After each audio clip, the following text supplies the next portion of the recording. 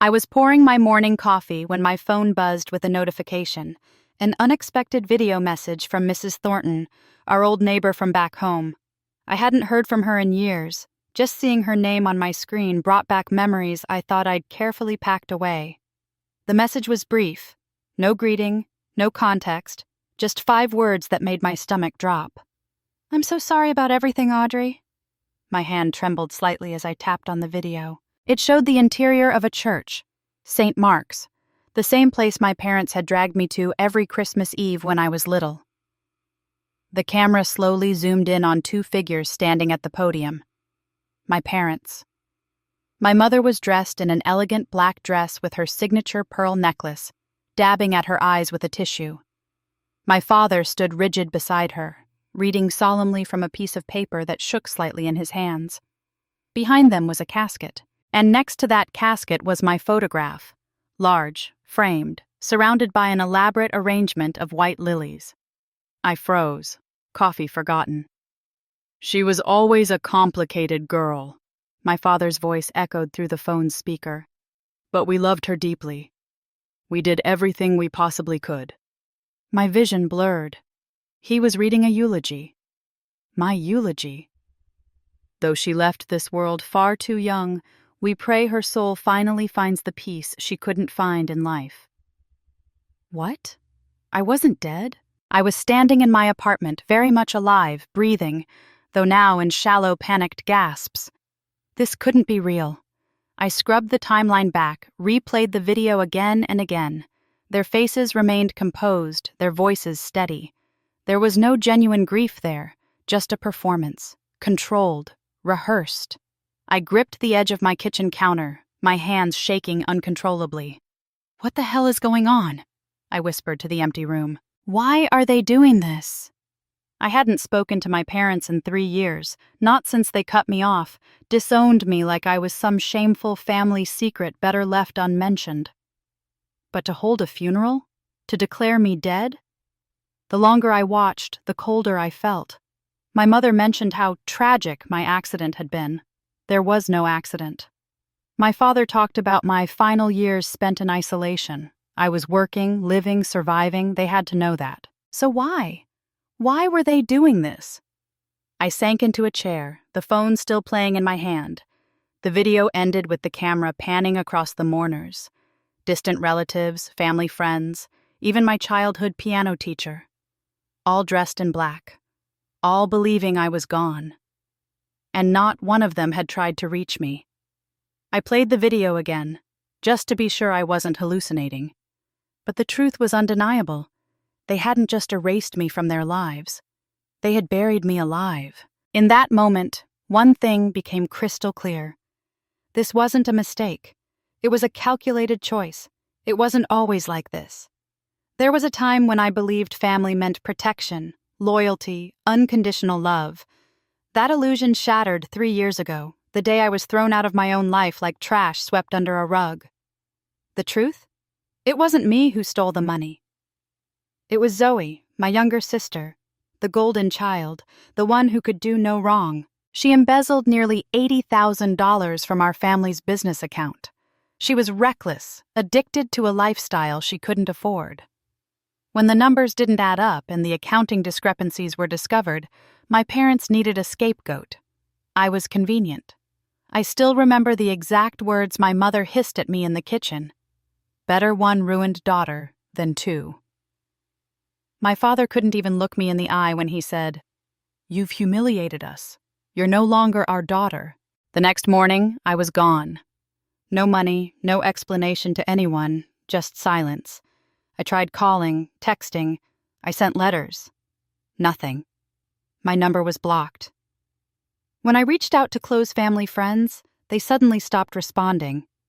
One by one, doors that had always been open to me slammed shut. I became a ghost, not just to them, but to the entire world that had once known me. Eventually, I did what broken people do. I left. I moved abroad, took a job at a small tech startup, changed my number, learned to live quietly. I didn't post online. I barely spoke my name aloud. But even then, deep down, I held on to hope. Hope that someday, someone, Anyone would call, ask if I was okay, tell me it had all been a terrible mistake. That day never came. Instead, something worse did. Last year, I tried renewing my old email account, but it wouldn't go through. When I contacted support, I was told the account had been deactivated due to a report of user deceased. My name had been marked as dead in their system, officially, digitally, completely. They hadn't just disowned me. They had erased me. I couldn't sleep that night.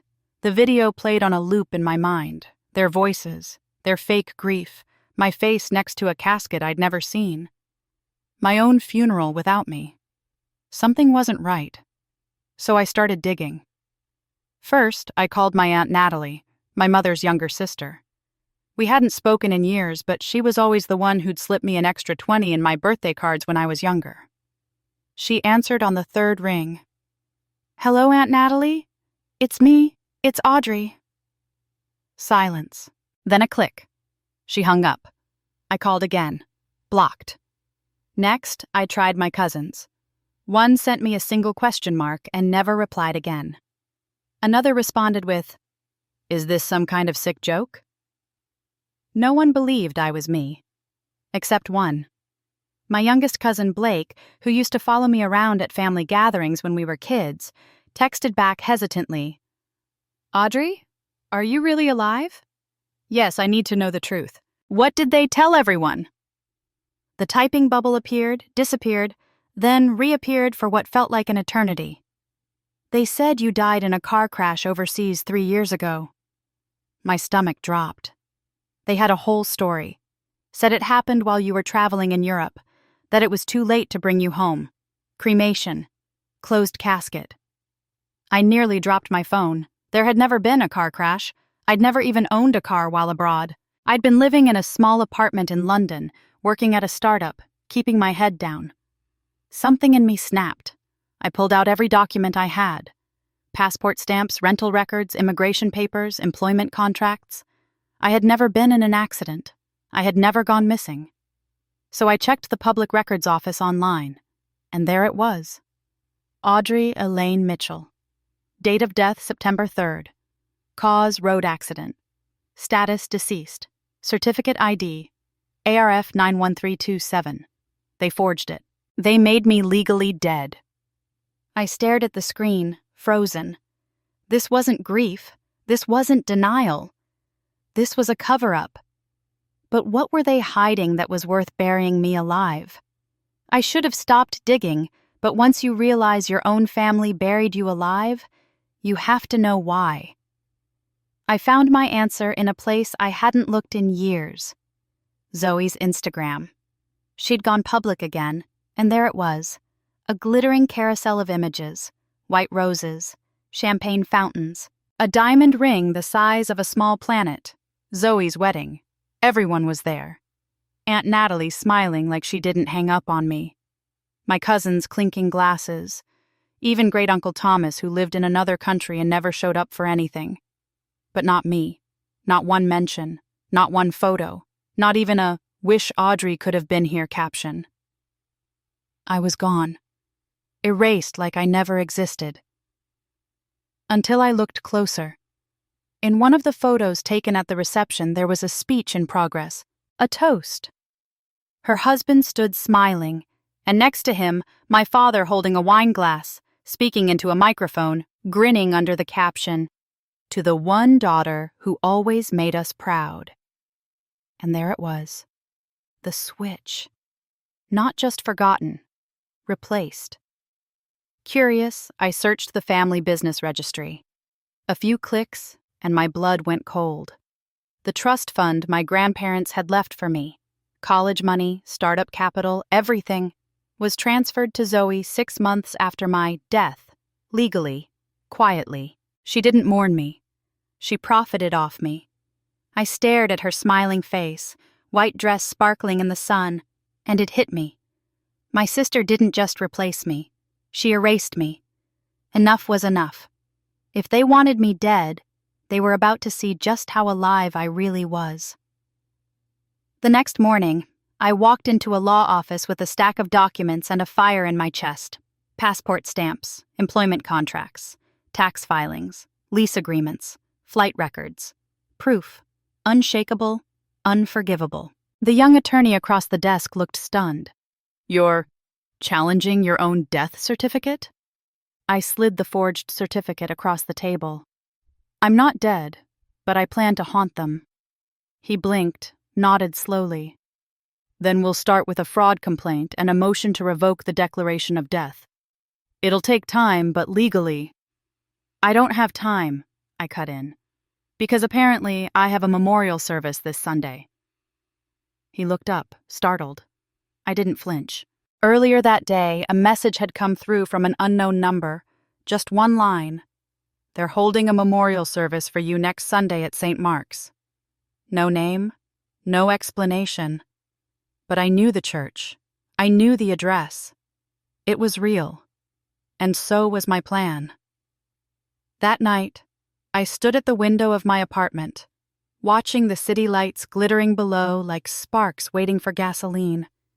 They dressed me in lies, buried me in silence, pretended I never existed. But now I had a stage. Let them grieve. Let them cry. Let them perform. And when the curtain lifts, let's give them a funeral to remember. I picked up my phone and booked a flight home. 3 years of silence was about to end with a thunder they'd never forget. They wanted a ghost? I'd give them a haunting. The flight back to my hometown felt surreal. I hadn't set foot there in 3 years, and now I was returning as a ghost, a dead woman walking. As the plane descended through clouds, I rehearsed what I'd say, how I'd stand, the exact moment I'd make my entrance. This wasn't just about shocking them. This was about justice. My lawyer had advised caution. "We can handle this through proper legal channels," he'd said, his voice measured and professional. "A dramatic confrontation could undermine our case." But he didn't understand. This wasn't just about legal documents or inheritance money. This was about my existence, my name, my life. They had taken everything from me, not just money, but my history, my identity, even my right to exist in the memories of people who once knew me. I checked into a small motel on the edge of town, paid cash, and used a fake name. The irony wasn't lost on me. Here I was, using a false identity to prove I was really alive. From my room, I made 3 crucial calls. First, to a private investigator who'd been gathering evidence on my family's financial dealings since my death. He confirmed what I suspected. Within weeks of my death certificate being filed, my inheritance had been transferred to Zoe. Nearly $500,000. Gone. "There's more," he said. "Your father filed insurance claims, life insurance, 3 policies." My stomach turned. "How much?" "Combined, just over $2 million. I hung up, hands shaking. This wasn't just opportunistic. This was premeditated, calculated, criminal. The second call was to Mrs. Thornton, the neighbor who'd sent the video. She answered immediately. "I knew you weren't dead," she said, her voice cracking. "I saw you on a business website last month. London-based tech firm. Your picture, your name. I couldn't believe it." "Why did you send the video?" I asked. "Because it's wrong," she said simply. "What they're doing is wrong." My third call was to a court reporter, someone who could document everything officially. I needed witnesses. I needed proof. I needed this to be undeniable. The memorial service was scheduled for Sunday at 2 p.m. A celebration of life, the announcement called it. 3 years after my supposed death. Why now? What had triggered this elaborate charade? The answer came from Mrs. Thornton. "The insurance company was investigating, asking questions. I think they needed to make it more official." Of course, the money wasn't enough. They needed to close the loop, tie up loose ends. Me. Saturday night, I couldn't sleep. I stood before the mirror in my motel room, staring at my reflection. I looked different now, thinner, harder, my eyes carrying a weight they didn't have before. Would they even recognize me? Did it matter? I laid out my clothes for tomorrow. Not black, not mourning colors. a deep crimson dress, the color of blood, of life, of rage. I rehearsed my words one last time, but the truth was, I didn't know what I'd say when I faced them. How do you confront the people who gave you life when they've declared you dead? What do you say to a sister who stole your existence? How do you look into the eyes of parents who erased you? As dawn broke, I made peace with one truth. After tomorrow, nothing would ever be the same. Either I would reclaim my life, or I would lose it all over again. But this time, it would be on my terms. This time, I would be the one writing the ending. Sunday arrived with perfect, cruel irony, a beautiful day for a memorial service. Sunshine spilled through stained glass windows as I parked across from St. Mark's Church, watching people file in dressed in somber colors. Some faces I recognized, others were strangers. All of them mourning someone who sat alive in a car just yards away. I waited until the service had begun before slipping in through the side entrance. The church was fuller than I expected. At least 60 people gathered to remember a woman who wasn't dead. I positioned myself in the shadows at the back, hood pulled low over my face, and watched. My father stood at the pulpit, his voice steady as he spoke about loss and remembrance. My mother sat in the front pew, dabbing occasionally at dry eyes. And there was Zoe, dressed in an expensive black dress that probably cost more than my monthly rent, her husband's arm draped protectively around her shoulders. "Audrey was always a complicated soul," my father was saying, "troubled in ways we couldn't reach. We tried everything to help her, but sometimes love isn't enough." I felt my blood turn to ice. This wasn't just erasing me, they were rewriting me, creating a version of me that deserved to be forgotten. "When we lost her 3 years ago," he continued, "we were devastated. But today isn't about grief. It's about celebrating the brief time we had with her." Brief time. As if 25 years was just a passing moment. As if I hadn't been the one who helped in the family business every summer since I was 14. As if I hadn't been the one who stayed up nights helping Zoe with her college applications while she partied. A slideshow began playing on a screen beside the altar. Photos of me as a child, as a teenager, carefully selected moments that painted a picture of a happy family. What was missing were the recent years. My graduation, my first job, my adult life. They had frozen me in time, preserving only the version of me they could control. Then Zoe stood up, walking slowly to the pulpit. She adjusted the microphone, her diamond ring catching the light. "My sister and I had a complicated relationship," she began, her voice breaking perfectly on cue. "But I always loved her. I wish we'd had more time to heal what was broken between us." The audacity stole my breath.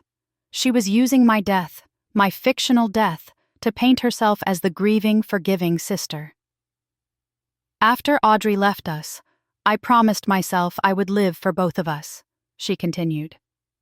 "The trust fund our grandparents left us, I've used it to start a foundation in her name, the Audrey Mitchell Foundation for Troubled Youth." Murmurs of approval rippled through the congregation. I dug my nails into my palms so hard I nearly drew blood. A foundation. With my money. In my name. For troubled youth. It was time. I stood up, removed my hood, and walked slowly down the center aisle. At first, no one noticed. Then heads began to turn. Whispers erupted. Someone gasped. Zoe was still speaking, oblivious. "We hope to help young people who, like my sister, struggle with..." "With what exactly, Zoe?" My voice cut through the church like a blade. "What exactly did I struggle with?" She froze, the color draining from her face as she looked up. The microphone picked up her whispered, "Oh my God," as it echoed through the speakers. My mother's hand flew to her throat. My father stood motionless, his mouth slightly open. I continued walking, each step deliberate, until I reached the front of the church.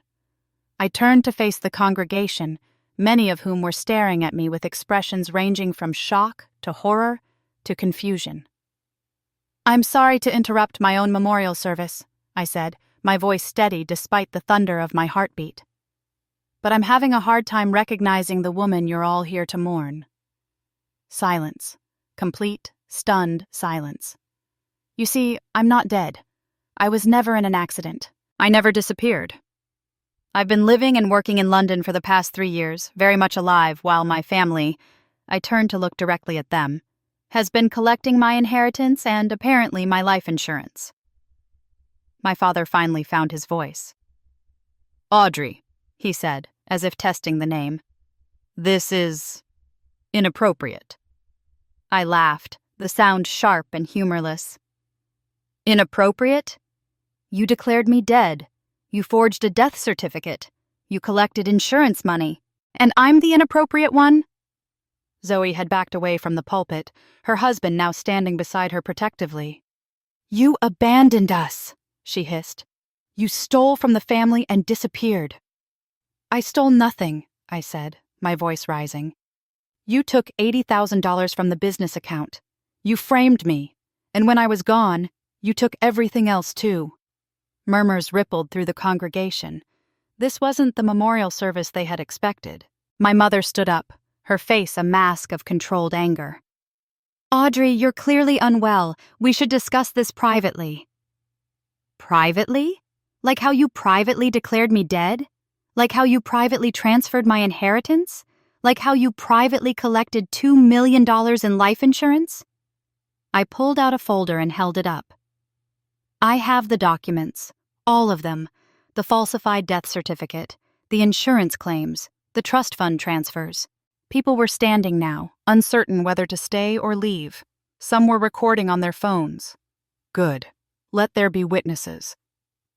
You didn't just disown me, I continued, my voice breaking slightly. You erased me. You buried me alive. And for what? Money? Was that all I was worth to you? My father stepped forward, his public face slipping as anger took over. You have no idea what you're talking about. You were always dramatic, always making yourself the victim. Then explain the death certificate, I challenged.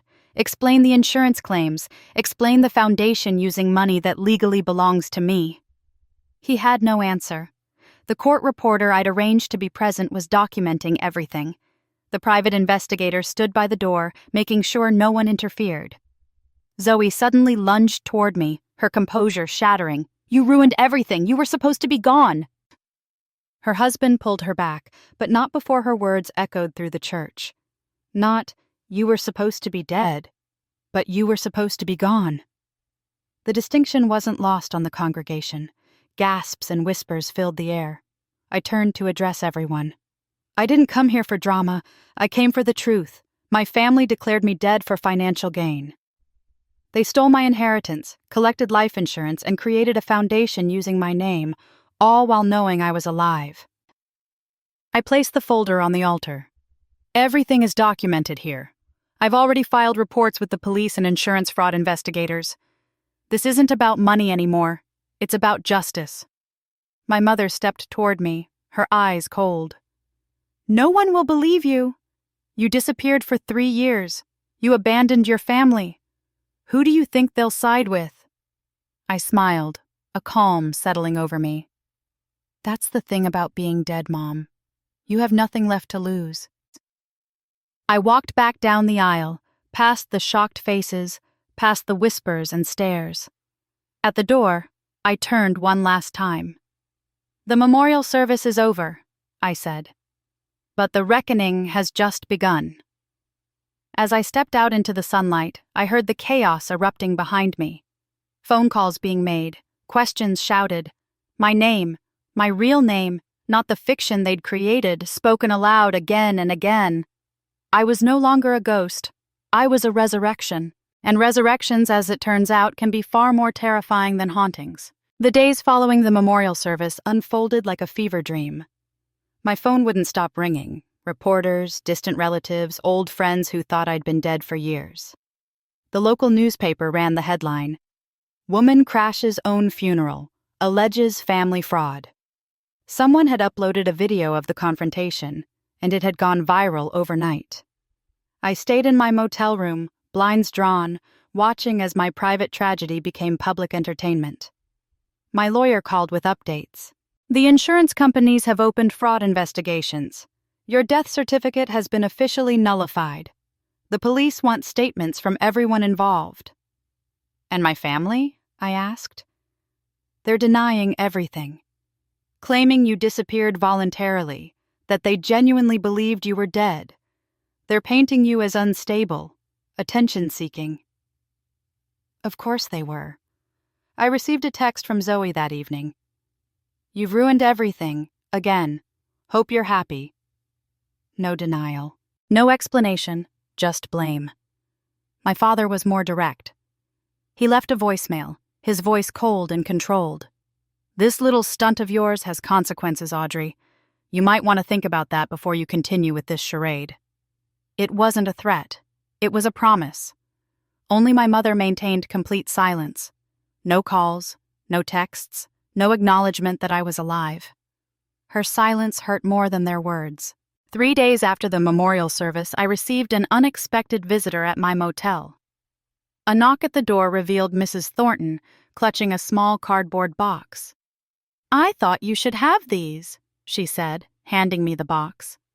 "I've been keeping them since you left."